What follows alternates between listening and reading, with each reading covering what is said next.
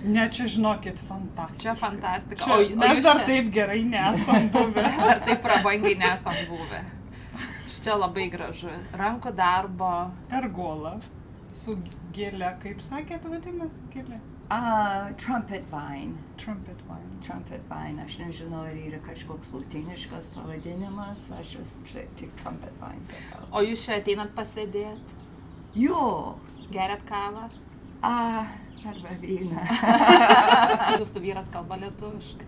Jis tik tai moka sakyti mano mielą žmonelę.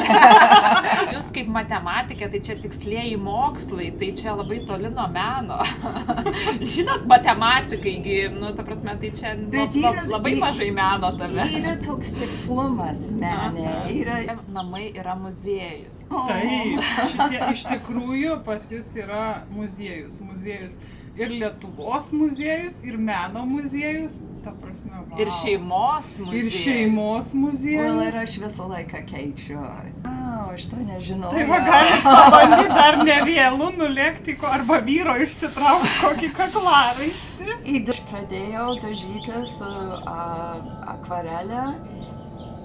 Nuo to laiko, kai aš pradėjau, aš turėjau šilkinę skarą ir reikia ištiesti tą skarą ir tada paėmė dažus ir pirmą paėmė vaško ir sukūrė ar gėlę, ar lapus, ar ką nors panašaus ir tas padaro tokius rėmus ir tada paėmė dažus ir metė ant tos skaros ir tie dažai keliauja. Taip, keliauja ten, kur nori. Tie, kaip vadinasi, meškėnai, raccoons, geria tą vandenį. Tai tada aš... Rimtai? Rimtai.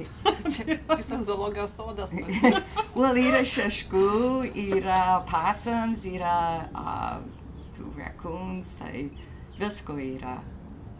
Ir kačių.